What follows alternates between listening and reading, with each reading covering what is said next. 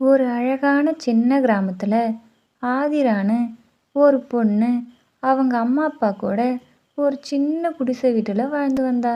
அவள் அம்மா அப்பாவுக்கு ரொம்ப வயசானதால் அவங்களால வேலைக்கு போக முடியல. அதனால் ஆதிரா 4-5 வீட்டுக்கு வீட்டு வேலை செஞ்சு அவங்க குடும்பத்தை காப்பாற்றிட்டு வந்தா. ஒரு நாள் ஆதிரா வீட்டு வேலையெல்லாம் செஞ்சு முடிச்சிட்டு அவளோட வீட்டுக்கு போய்கிட்டு இருந்தா. அப்போ வழியில ஒரு வயசான முதியவர் ஆதிராவை கூட்டாரு. ஏமா ஆதிரா, இங்க வாமா. நான் வீட்டுக்கு போகணும். என்னால நடக்க முடியல. என்ன கை தாங்களா? எங்க வீட்டுக்கு கூட்டிட்டு போயிட்டு விடுமா ப்ளீஸ்.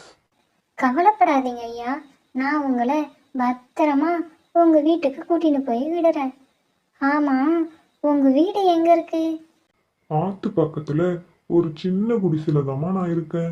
முதியவர் தான் இருக்கிற இடத்த சொன்னதும் ஆதிரா அந்த முதியவரை அவரோட வீட்டுக்கு கூட்டின்னு போய் விட்டா. அப்போ அந்த முதியவர் ஆதிராவுக்கு நன்றி சொல்லும் விதமா, ரொம்ப நன்றிமா கண்ணு. நீ ரொம்ப நல்லா இருக்கணும். நான் உனக்கு ஒரு ரகசியம் சொல்றேன். பக்கத்துல இருக்க காட்டுல ஒரு நீலாம்பரி கோவில் இருக்கு. அங்க போய் கடுமையா தவம் இருந்து எந்த கஷ்டம் வந்தாலும் கடவுளை நம்பி வேண்டி கேட்டுக்கிட்டா அவங்க நேர்ல வந்து அருள் தந்து நம்ம கஷ்டத்தை சரி பண்ணுவாங்க. ரொம்ப நன்றி ஐயா, நான் வீட்டுக்கு கிளம்புறேன் அப்படின்னு சொல்லிட்டு ஆதிரா வீட்டுக்கு வந்தா. அன்னைக்கு ராத்திரியே அந்த குடிசை வீடு இடிஞ்சு விழுந்துச்சு. அவளோட அம்மா அப்பா அங்கேயே மாட்டிக்கிட்டாங்க. ஆதிரா ஒரு வழியா அந்த இடிஞ்ச வீட்டுல இருந்து அவங்க அம்மா அப்பாவை மீட்டுட்டா. ஆனால் வீடு இடிஞ்சு அவங்க மேலே விழுந்ததால் அவங்களுக்கு நிறைய அடிபட்டு இருந்துச்சு. ஆதிரா அவங்கள உடனே ஹாஸ்பிட்டலுக்கு கூட்டின்னு போய் சேர்த்தா. அப்போ டாக்டர், தலையில ஆப்ரேஷன் பண்ணணும், நிறைய செலவாகும். உடனே போய் பணத்தை கட்டுமா, அப்பதான் ஆப்ரேஷன் பண்ண முடியும் அப்படின்னு டாக்டர் சொன்னதை கேட்ட ஆதிரா மனசுடைஞ்சு போனான். அப்புறம் அவ வீட்டு வேலை செய்கிற வனஜா வீட்டுக்கு உதவி கேட்க போனான். அம்மா, என் அப்பா அம்மாவுக்கு அடிபட்டு ஹாஸ்பிட்டலில் இருக்காங்க. அவங்கள காப்பாற்ற டாக்டர் நிறைய பணம் கட்ட சொல்கிறாரு. கடனா கொஞ்சம் பணம் இருந்தால் கொடுங்கம்மா, ப்ளீஸ்மா. என்னது, பணமா? நான் உனக்கு பணம் கொடுத்தா உன்னால அது திருப்பி கொடுக்க முடியுமா? பணம்லாம் ஒன்றும் கிடையாது, கிளம்பு இங்க இருந்து. ஆதிரா எவ்வளவோ கெஞ்சினா. ஆனால் வனஜா காதுலையே வாங்கலை. ஆதிரா வேற வழி இல்லாமல் அழுதுகிட்டே அங்கே இருந்து போனான். அப்புறம் அந்த ஊரில் இருந்த எல்லார்கிட்டையும் உதவி கேட்டா. ஆனால் ஆதிராவுக்கு யாருமே உதவி பண்ணலை. ஐயோ கடவுளே, இப்போ எங்கள் அம்மா அப்பாவை நான் எப்படி காப்பாற்றுவேன்? அப்படின்னு புலம்பி அழுதா ஆதிரா. அப்போதான் ஆதிரைக்கு அந்த முதியவர் சொன்னது ஞாபகம் வர அந்த காட்டுக்கு போனான். அந்த கோவிலில் நீலாம்பரி சிலை இருந்துச்சு. அந்த சிலையை பார்த்த ஆதிரா காட்டு உள்ள இருந்த பூக்களெல்லாம் பறித்து சாமிக்கு வச்சு தவம் செய்ய ஆரம்பித்தா. சில நாட்கள் கடக்க திடீர்னு ஒரு நாள் இடியுடன் கூடிய கனமழை பெய்ய ஆரம்பிச்சது. ஆனால் ஆதிரை அவளோட அந்த தவத்தை தொடர்ந்து பண்ணிக்கிட்டே இருந்தா. ஒரு நாள் பெரிய பாம்பு ஒன்று ஆதிரை காலை சுற்றிக்கிட்டு இருந்துச்சு. ஆனால் ஆதிரை பயப்படாம தவத்தை கடைப்பிடிச்சா. அப்போ ஒரு வெளிச்சம் வந்தது. அதில் நீலாம்பரி கடவுள் நிலா ரூபத்தில் அருள் தந்தாங்க. உன்னோட தவத்தினால தான் நான் வந்திருக்கேன். உனக்கு என்ன வேண்டும் மகளே? ஆதிரை அழுதுகிட்டே நடந்த எல்லாத்தையும் சொன்னான். சரி, உன்னோட ஆசை நிறைவேறும். அந்த நீலாம்பரி கடவுள் ஒரு மாயாஜால வீட்டை உருவாக்குச்சு. அதில் ஒரு மாய மாட்டை உருவாக்குச்சு. நீ எதுக்கும் பயப்படாத. நான் உன்னுடைய பிரச்சனை எல்லாத்தையும் சரி பண்றேன்.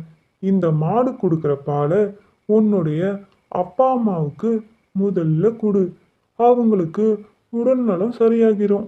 அப்புறம் தினமும் அந்த மாடு கொடுக்குற பாலை விற்று நீ உன்னோட குடும்பத்தை பார்த்துக்க. இதை சொல்லிட்டு அந்த நீலாம்பரி கடவுள் மறைஞ்சிடுச்சு. உடனே ஆதிரா அந்த மாய வீட்டுக்குள்ளே போனான். அடுத்த நிமிஷம் அந்த வீடு அவங்க அப்பா அம்மா இருக்கிற இடத்துக்கு போச்சு. மாடு கொடுத்த பாலை அவளோட அப்பா அம்மாவுக்கு கொடுத்தா. அந்த பாலை குடித்த உடனே அவங்களுக்கு உடம்பு பரிபூரணமாக சரியாயிடுச்சு. அடுத்த நாள்ல இருந்து ஆதிரா அந்த மாடு கொடுத்த பாலை சந்தையில் விற்று கொஞ்சம் கொஞ்சமாக பணம் சம்பாதிச்சு குடும்பத்தை பார்த்துக்கிட்டு கொஞ்சம் கொஞ்சமாக பணத்தை சேமிக்க ஆரம்பிச்சா. அப்புறம் அவங்களுக்கு எந்த குறையும் இல்லாமல் சந்தோஷமாக வாழ ஆரம்பித்தாங்க. ஒரு நாள் ஆதிராவுக்கு நடந்த எல்லா விஷயத்தையும் வனஜா தெரிஞ்சுக்கிட்டா. ஒரு நாள் ஆதிரா அவளோட அப்பா அம்மா கூட நடந்து போய்கிட்டு இருந்தா. அப்போது அவங்க வீட்டுக்குள்ளே போன வனஜா மாயாஜால மாடை பார்த்து இனிமே நீ எனக்கு தான் சொந்தம். அப்படின்னு சொன்னான். இதை கேட்ட மாயாஜால மாடு 10 மாடாக மாறிச்சு. இதை பார்த்த வனஜா ரொம்ப ஆச்சரியப்பட்டா. அப்போ மாயாஜால மாடு வனஜாவை முட்டி கீழே தள்ளி தாக்குச்சு. வனஜா ஐயோ அம்மா, வலி தாங்க முடியலையே, என்னை விட்டுடு. அப்படின்னு கத்திக்கிட்டே அங்கேருந்து வேகமாக ஓடிட்டா. அப்போ வழியில் ஆதிராவை பார்த்த வனஜா எப்படி உனக்கு அந்த மாயாஜால மாடு கிடைச்சது? அப்படின்னு கேட்டா. அதுக்கு ஆதிரா வனஜா பண்ணதுக்கு பழி வாங்காம நடந்த எல்லாத்தையும் சொன்னான். இதை கேட்ட வனஜா உடனே அந்த காட்டில் இருக்க நீலாம்பரி கோவிலுக்கு போய் தவம் பண்ணான். கடைசியில் அந்த நீலாம்பரி கடவுளும் வந்துச்சு. உன்னோட தவத்தினால தான் நான் இங்க வந்திருக்கேன். என்ன வேணும் உனக்கு? நீ என்னோட வீட்டு வேலைக்காரிக்கு வெள்ளியில ஒரு மந்திர வீடு கொடுத்துருக்க. ஆனா எனக்கு தங்கத்துல ஒரு மாயாஜால வீடு கொடு. சரி, நான் உன்னுடைய ஆசையை நிறைவேற்றுறேன்.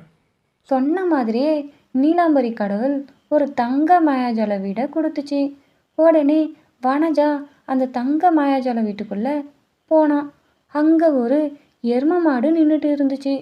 வனஜா உள்ளே வந்ததும் வேகமாக ஓடி வந்து ஒரு முட்டு முட்டுச்சு. வனஜா வேகமாக கீழே விழுந்த அப்புறம் ஐயோ ஏம்மா, என்ற இடுப்பே உடஞ்சி போச்சு, நான் என்ன பண்ணுவேன்?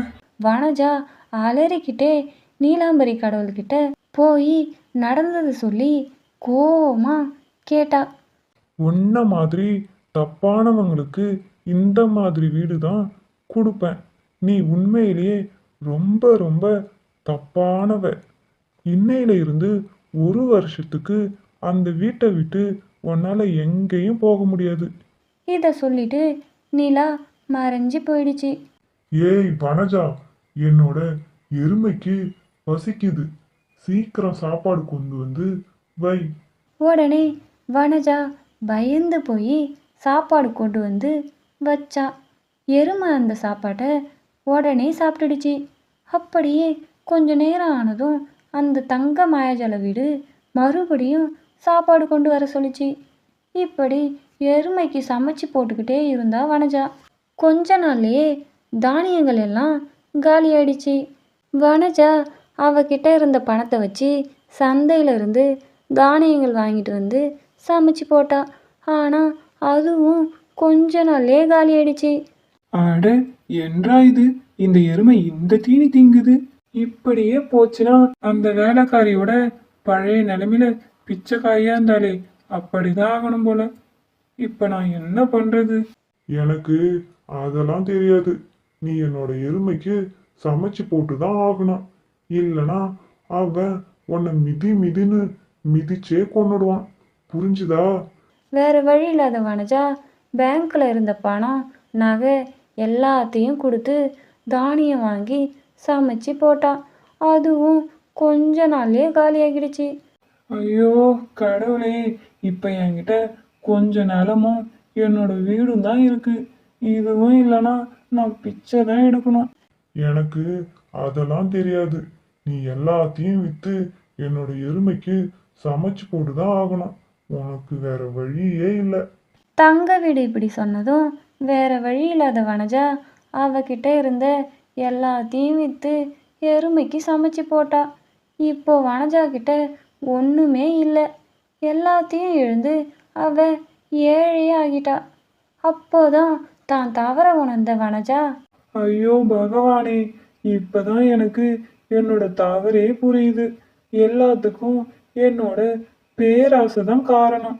அப்படின்னு மனம் திருந்தி வனஜா அழுதா. ஆமா, நீ ஒரு பேராசக்காரியா இருந்ததால தான் உனக்கு இந்த தண்டனைய கொடுத்து உன்னை திருத்தின. மத்தவங்க கஷ்டப்படும் போது உதவி பண்ணாம இருந்தா இதுதான் தண்டனை. நீ சொல்றது சரிதான். இப்பதான் எனக்கு அது புரியுது. நான் இனிமே யாரையும் கஷ்டப்படுத்த மாட்டேன். என்னால முடிஞ்ச வரை எல்லாருக்கும் உதவி பண்ணுவேன். ப்ளீஸ் என்ன மன்னிச்சிடு. இப்படிதான் வனஜாவுக்கு ஒரு பாடம் கிடைச்சது. வனஜா இனிமே நல்லவளா நடந்துப்பா.